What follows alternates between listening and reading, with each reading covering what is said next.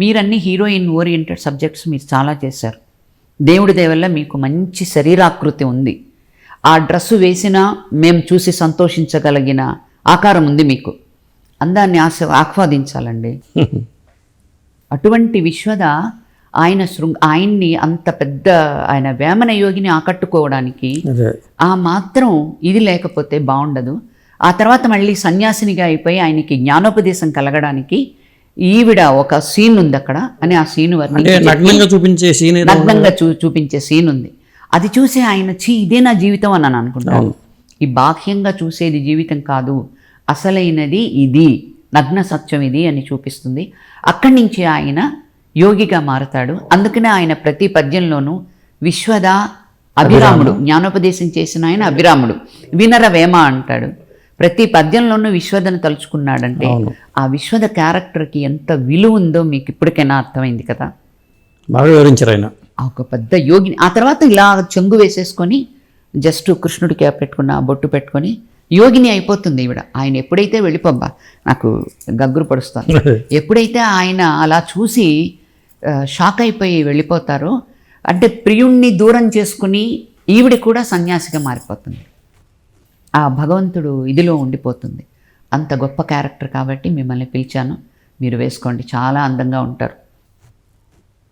అందాన్ని దాచుకుంటే ఎలా, మంచి ఆకృతి పెట్టుకుని అని అన్నారు. ఇంకేం మాట్లాడలేదండి, వేసుకుని వచ్చాను. చూడండి ఓన్లీ లంగా నాకు బాగా, ఎందుకంటే కొన్ని నేను ఏదైతే వేసుకోను అని అన్నాను కొన్ని గుర్తుండిపోతాయి కదా. దాంతో ఒక ఇది మళ్ళీ అట్లా 3 వస్తాయి అన్నమాట. అట్లా ఒక చరిత్ర కలిగినటువంటి క్యారెక్టర్. మళ్ళీ రామకృష్ణ స్టూడియో ఓపెనింగ్, అదే ఆ తర్వాత ఇంకా శ్రీమద్ విరాట్ పర్వం చేశాను, ఇంకేదో సినిమా చేశాను. ఆ తర్వాత రామారావు గారు పాలిటిక్స్లోకి వెళ్ళే ముందు సింహం నవ్వింది అనే మళ్ళీ రామకృష్ణ సినీ స్టూడియో, అందులో బాలయ్య బాబు గారు ఉన్నారు. అవును. ఫ్లాష్ బ్యాక్లో నీకు ప్రేమ లేదు, నీకు ప్రేమ అంటే తెలీదు, అది ఇదని. సింహం అంటే ఈయన, సింహం నవ్వింది, ఆయన నవ్వితే చాలు క్లైమాక్స్లో నవ్వుతారు అని అంటే నీకేం తెలుసు ప్రేమ గురించి అనని ఫ్లాష్ బ్యాక్ ఓపెన్ చేస్తే మళ్ళీ ఆయన లవ్వర్ని నేను. అందులో ఒక మంచి సాంగ్ అనమాట, ముంజలాంటి చిన్నదానా లేత బుగ్గలున్న ఏదో దోచుకోనా ఏదో సాంగ్, రామకృష్ణ సినీ స్టూడియోస్. మళ్ళీ అది 4వ సినిమా నాది. ఆయన అన్నారు, ప్రభగారు ఇంకా నేను నెక్స్ట్ పాలిటిక్స్లోకి వెళ్తున్నాను, దీంతో ఇంకా నేను డ్యూయెట్లు అంతా పాడను, మీకే ఆ లక్ బాగా చేయండి, ఇద్దరం కలిసి చేద్దాం అని అన్నారు. నాకు అసలు ఆనందం ఒక పక్కన, అయ్యో ఆయన మళ్ళీ పాలిటిక్స్లోకి వెళ్ళిపోతే ఆయన సినిమాలు చేయరా, నేను చూడనా అనేది ఉంది. అలాగేనండి అని అన్నాను నేను. దానికంతా బాలయ్య బాబు వెంటొస్తారు, మంచి డ్రెస్సులు, మిడ్డీస్ అంటే మోడర్న్ డ్రెస్సెస్ అనమాట. మిడ్డీలు అవన్నీ మీరిద్దరు వెళ్ళండి అంటే నేను బాలయ్య బాబు చెన్నైలో షాపింగ్కి వెళ్ళి విజయ గార్డెన్లో అక్కడ జరిగింది. ఆ సాంగ్ అయిపోయింది.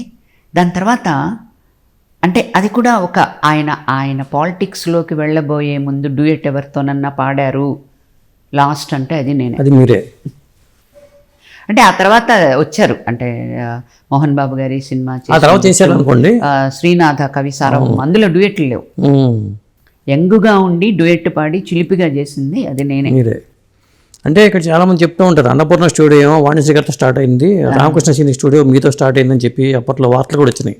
అవునండి, అది పెద్ద ప్రభకి దక్కిన అదృష్టం అని చెప్పేసి వేశారు.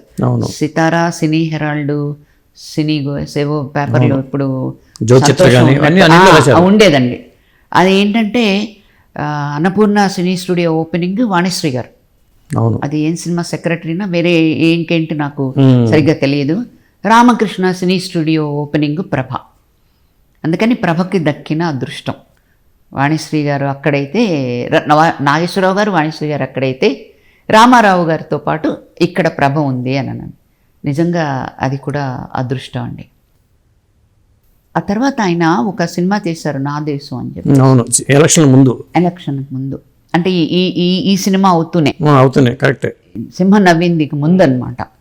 ఆయన బొటానికల్ గార్డెన్స్లో ఏదో మొత్తం 2-వీలర్ మీద ఇలా వెళ్ళాలి. కెమెరామెన్ గారు ఎస్ వెంకటరత్నం గారు. నేను ఎస్ వెంకటరత్నం గారి ఓన్ ప్రొడక్షన్లో పల్లవి ఆర్ట్ ప్రొడక్షన్స్ అని, దాంట్లో చిరంజీవి గారు హీరో, నేను హీరోయిన్. ఓకే. మంచి క్యారెక్టర్ అది. దాంట్లో కూడా నాకు 2-3 సాంగ్స్ ఉన్నాయి చిరంజీవి గారితో. ఆ సినిమా కెమెరామెన్ అనమాట ఆయన ఎంత ఫాస్ట్గానంటే, రామారావు గారితో నెల రోజుల్లో సినిమా తీయాలి అంటే కెమెరామెన్ ఈయనే ఉండేవాడు. టకా టకా టకా అసలు అలా లైట్ చేసేసి షాట్ రెడీ అని అనేవారు. పెద్ద ఆయన అలా కునికిపాటు వేయక ముందే కెమెరా అంత అలర్ట్గా ఉండేవారు. ఆయన గబగబా చేసేసి ఇలా అంటుంటే 2-వీలర్ స్కిడ్ అయ్యి పడిపోయి ఇక్కడ బోన్ ఇరిగిపోయిందండి. ఇరిగిపోయి స్వెల్ అయిపోయిందంట. స్వెల్ అయిపోయేటప్పటికే అందరూ దగ్గరికి వచ్చేస్తుంటే ఆగండి, అక్కడే ఉండండి అని చెప్పేసి అసిస్టెంట్ని పిలిచి గట్టిగా ఒక టవల్ కట్టేసి ఆ షర్ట్ ఇంతవరకు ఉన్న షర్ట్ ఇంతవరకు లాగేసేసి, ముందు మీరు షూటింగ్ కానివ్వండి, ఆ తర్వాత నేను హాస్పిటల్కి వెళ్తాను. షూటింగ్ అంతా చేసి హాస్పిటల్కి వెళ్ళారండి. అవును.